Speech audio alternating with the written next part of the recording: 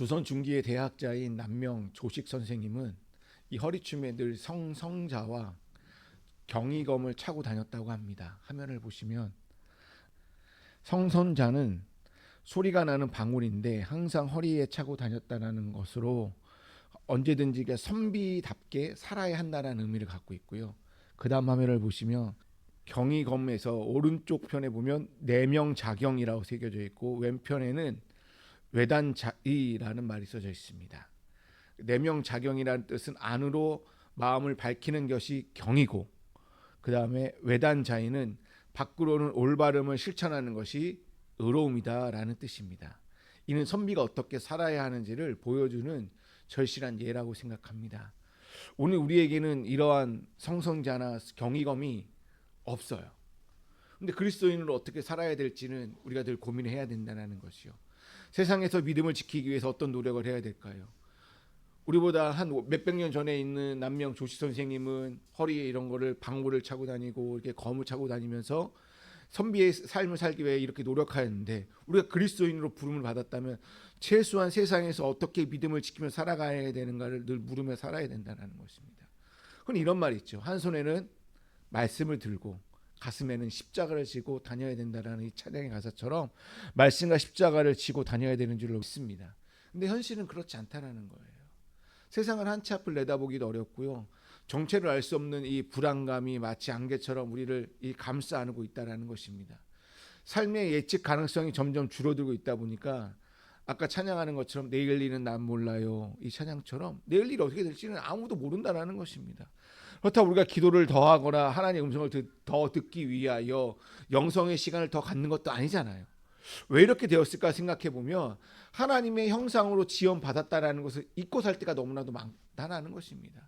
하나님의 형상으로 산다는 것은 하나님의 현존을 우리가 이 땅에 나타내면서 살아가야 되는데, 하나님을 사랑한다고 말을 하면서 하나님의 형상으로 지음을 받았다고 하면서 하나님의 현존을 나타내지 못할 때가 너무나도 많다는 거예요.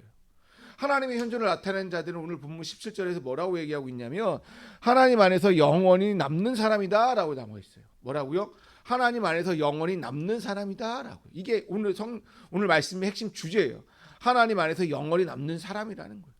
17절 말씀을 세 번역 성경으로 보게 되면 이렇게 되어져 있습니다. 이 세상도 사라지고 이 세상의 욕망도 사라지지만 하나님의 뜻을 행하는 사람은 영원히 남습니다 라고요. 성경은 하나님의 뜻을 행하는 사람이 영원히 남는데요. 오늘 본문 말씀을 보시게 되면 세상이라는 단어가 총 6번 나옵니다. 여기서 말하는 세상은 하나님이 피조세계인, 즉 요한복음 3장 16절처럼 하나님이 세상을 이처럼 사랑하사라고 했을 때 그 세상을 말하지 않습니다. 여기서 말하는 6번이나 말하는 이 세상은 마귀의 영향 안에 있는 제약된 세상을 얘기해요. 세상은 제약이 간영된 곳이고 세상이 악하다고 말할 때에 그 세상을 의미합니다. 그러니까는 하나님의 뜻을 무시하고 눈에 보이는 물질과 쾌락으로 지식과 능력을 의존하고 자신의 이성적 판단만 옳다고 주장하고 고집하고 있는 불신 세계를 세상이라고 말하고 있다는 것입니다. 세상은 성도를 쾌락으로 유혹하고 있고요, 시험으로 공격하고 있습니다. 세상은 자꾸만 인간의 지식이나 지혜로 하나님에게만 멀어지게 만들고 있습니다. 하나님의 상관없이 인간의 이 본성대로 살아가게끔 만든 것이 세상이라는 것입니다. 사람의 본성대로 살아가라고 하는 것이 뭐냐면 욕망이요. 예전에 만남교회 김병사 목사님 설교를 자주 들었는데 거기에 듣다가 재밌는 예화가 있어서 함께 나누려고 합니다. 결혼 30주년을 맞이한 60세 동갑내기 부부가 있다고 합니다. 결혼 기념일에 천사가 이렇게 나타나서 소원을 한 가지씩 들어주었다고 합니다. 아내가 먼저 이렇게 고백했어요. 천사님, 그동안 너무 가난하게 살아서 여행 한번 번번이 가지 못했습니다. 남편과 세계 일주할 수 있게 해주십시오 라고 한 거예요. 그러자 천사가 아내에게 항공권과 여행 경비를 건네주었대요. 이것을 지켜본 남편은 아내의 눈치를 이렇게 슬며시 보더니 이런 말을 했다고 합니다. 천사님, 나는 평생 동갑내기 아내와 살았는데 이제 30살 어린 아내와 살고 싶습니다 라고요. 그러자 천사는 두 사람이 다 인생을 열심히 살아서 주는 선물이다 해서 소원을 다 들어주었다고 합니다. 어떻게 된지 아십니까? 남편이 갑자기 90세가 되고 그리고 30세 어린 60세 아내와 함께 세계 여행을 떠났다고 합니다. 여러분, 이 우스개 얘기가 우리의 욕망을 나타낸다는 것이죠. 여러분, 인간의 최초의 욕망은 선악과에서 비롯됩니다. 선악과를 탐하던 아담과 하와에서 발견될 수 있습니다. 하와가 유혹을 넘어간 말이 하나님과 같이 되었다라는 거예요. 연약한 인간이 선악과를 먹고 하나님과 같이 되어 선악을 판단하게 되는 것이 재앙이라는 것이죠. 왜일까요? 선악을 안 해도 선악간에 완전히 살 능력이 우리는 없기 때문이라는 것이죠. 하나님 우리를 창조하셨어요. 근데 우리를 판단하는 존재로 살게끔 한 것이 아니라 이 에덴 동산 안에서 순종하는 존재로 우리를 만들었다라는 것입니다. 욕망이 무서운 죄로 변질되는 이유는 누군가에게 영향을 준다라는 거예요. 하와가 선악과를 따먹고 남편인 아담에게 먹도록 하였어요. 대체로 인간이 죄를 지으면 그 죄책감을 덜기 위하여 공범을 만든답니다. 자신과 같은 죄를 짓는 인간을 보면서 안동함을 느낀다고 말을 합니다. 여러분, 욕망에 사로잡히게 되면 하나님과의 관계가 균열돼요. 욕망이 없을 때는 하나님 관계가 아무런 문제가 없는데 내 안에 욕망이 들어오면 하나님 만나는 것이 두렵기 때문에 하나님을 피하려고 해요. 이것이 창세기 3장 8절에 있는 말씀입니다. 여호와 하나님의 소리를 듣고 아담과 그의 아내가 여호와 하나님의 낯을 피하여 동산 나무 사이에 숨은지라. 아담과 하와는 하나님의 낯을 피한 것처럼 자신의 욕망을 위해 하나님의 낯을 피하게 만든 욕망을 제어하지 못한 것이 무엇이었을까요? 우리에게도 너무나도 많이 있다는 것이죠. 세대마다 다 달라요. 메시지 성경에서 16절 말씀을 보시게 되면 이렇게 번역해 놨습니다. 세상에서 통용되는 모든 것, 자기 마음대로 살려 하고 모든 것을 자기 뜻대로 하려 하고 잘난 체 하려는 욕망이라고 합니다. 이는 한결같이 자기가 중심이 되려는 욕망이에요. 자기가 중심이 된다는 것은 다른 이들을 수단으로 삼겠다라는 얘기입니다. 돈을 사랑하는 이들은 사람을 그저 투자의 대상으로, 투자의 수단으로만 삼아요. 잘난 척하기 위해 뽐내는 도구일 뿐이라는 것이죠. 우리가 맺고 있는 관계도 이용 가능한 연줄이어서 그 역할이 끝나면 가감히 끊어버린다는 거예요. 사람을 사귈 때 그냥 어떻게 하면 이용할까? 이런 사람들이 있다라는 거예요. 다 자기 중심적인 욕망에서 비롯되었다라는 거예요. 쾌락을 사랑하는 사람은 자기가 만나는 사람을 자기의 욕망을 채우기 위한 수단으로 사용한다라는 것입니다. 누군가를 수단으로 삼을 때 이익을 얻을 수 있을지는 몰라도 영혼에는 평안이 없다라는 것입니다. 늘 어떻게 하면 사람을 이 사람에게 어떠한 것을 이용할까? 이 사람에게 어떠한 쾌락을 즐길까? 이 사람에게 어떻게 연출을 될까? 이런 고민하다 보면 영혼의 평강은 사라지게 된다는 것입니다. 이것들을 통틀어 17절에서 한마디로 뭐라고 했냐면 세상의 욕망이라고요. 세상이 원하는 것이라고 표현했다라는 것입니다. 이러한 삶의 태도를 갖고 사는 사람들은 17절 말씀에 이 세상도 이 정욕도 지나가되 얼마나 빨리 지나가냐면 휙하니 지나간다라고 되어져 있습니다. 한마디로 흔적도 없이 사라진다는 거예요. 세상에 있는 것들을 사랑하며 세상에 이끄는 대로 살아가는 사람들은 흔적 없이 살아가는 인생이라고 성경은 얘기하고 있다는 것입니다. 그리스도인들이 세상을 사랑하지 말아야 되는 또 다른 이유는 무엇이냐면 17절에 말한 것처럼 세상이 휙하게 지나간대요. 이것은 한시적이라는 얘기예요. 우리는 시간이라는 타임 속에서 영원이라는 인터니티를 추구하면서 살아야 된다는, 시간이라는 속에서 영혼을 추구하면서 살아가야 된대요. 시간은 우리에게 매일매일 삶을 의미합니다. 시간은 참으로 귀하고 생명입니다. 근데 시간을 허비하고 시간을 내 삶을 단축시키는 일은 영어에서 시간을 허비하다라는 킬링이라는 단어를 쓰고 있다라는 것입니다. 시간을 죽인다는 것입니다. 우리의 삶의 시간이라는 제한 속에 있지만 우리가 추구해야 될 것은 이 제한적인 삶이 아니라 내 시간 밖에 영원한 삶인 영원한 시간을 추구하면서 살아가야 된다라고 성경 우리에게 가르쳐주고 있다라는 것입니다. 그렇다면 지금 우리는 어떠한 시간을 살아야 될까요? 어떠한 시간을?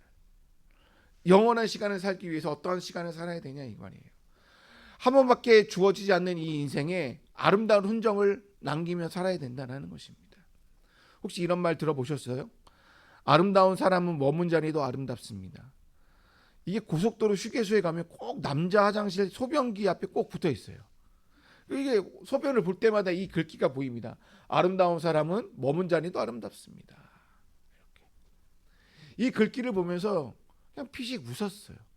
근데 돌아서서 가만히 생각해 보면 우리 인생에도 그대로 적용되는 말이라고 생각합니다. 아름다운 사람은 머무자니도 아름답습니다. 이런 흔적을 남겨야 된다는 것이죠. 우리가 잘 아는 찬양 가운데에 십자가의 길 순교자의 삶이라는 찬양이 있어요. 이 가사를 보게 되면 내 입술에 찬양의 향기가 두 손에는 주를 향한 섬김이 나의 삶에 주의 흔적 남게 하소서. 하나님의 사랑이 영원히 함께하리. 십자가의 길을 걷는 자에게 순교자의 삶을 사는 이에게. 여러분 보십시오. 십자가의 길을 걷는 이 발걸음 순교자의 삶에 신앙의 흔적을 남겨야 된다라고 이 찬양은 얘기하고 있다는 것입니다.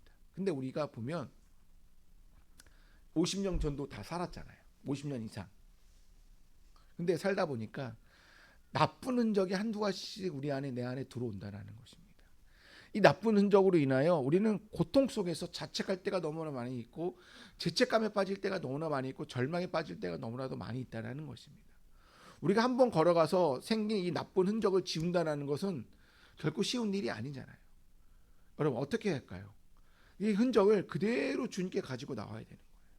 가지고 나와서 주님 앞에 그대로 아뢰십시오. 내가 이러이러한 나쁜 흔적이 있습니다. 하나님 앞에서 내가 이러이러한 죄를 졌고 내가 누구한테 이러이러한 나쁜 흔적과 나쁜 죄를 졌습니다라고 그대로 가지고 나와서 예수 그리스도의 보혈로 깨끗이 씻음 받아야 되는 줄로 믿습니다. 우리 인생을 살면서 되돌아보면 너무 추하고 부끄럽고 지고 싶은 장면이 너무나도 많지 않습니까? 근데 감사하게도 십자가의 보혈로 그것을 다 씻어 주신다라고 성경이 얘기하고 있다라는 것입니다. 이것이 제3의 은총이고 제3의 축복인 줄로 믿습니다.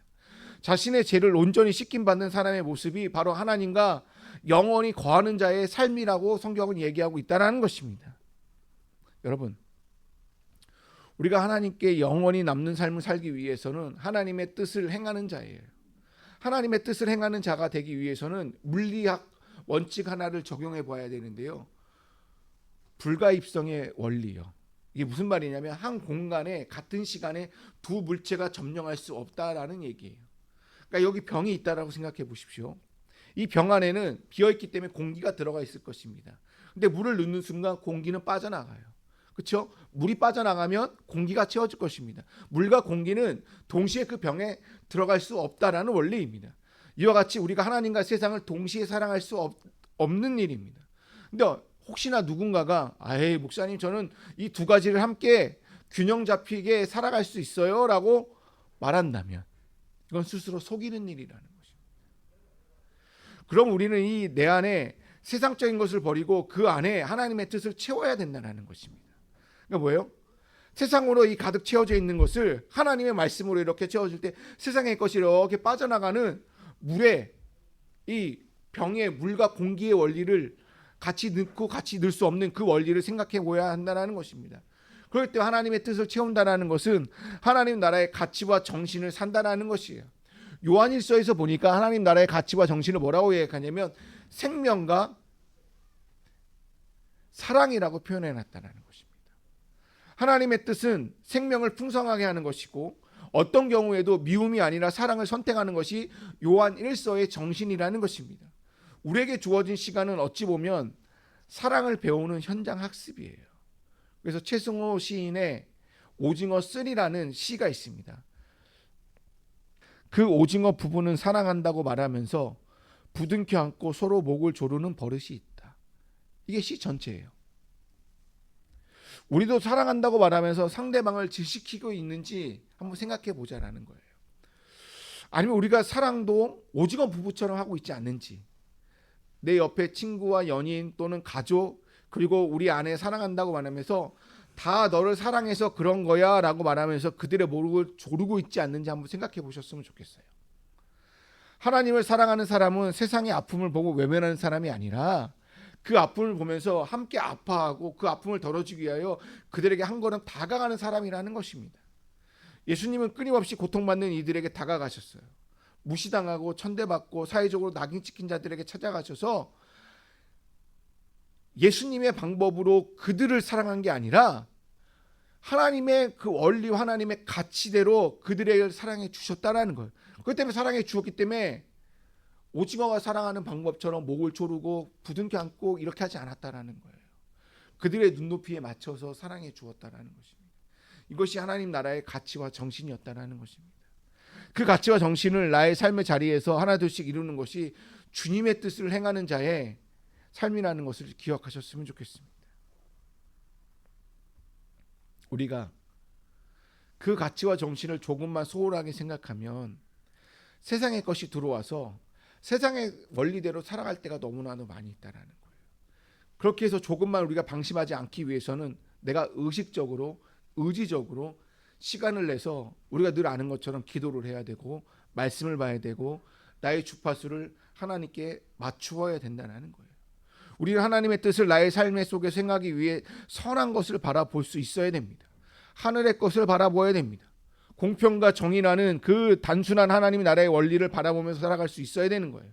우리의 눈과 우리의 마음과 우리의 몸의 방향을 의지적으로 땅의 것을 보는 것이 아니라 눈을 들어서 하늘의 것을 바라보도록 늘 살아가야 된다는 거예요. 우리가 세상 속에서 바라보는 것들을 지금보다 더 무엇을 이루려는 마음, 그 다음에 마음가짐을 통하여 마음의 얼굴을 하나님께 비추어 보여야 한다는 것입니다. 이제 저는 말씀을 마치려고 합니다.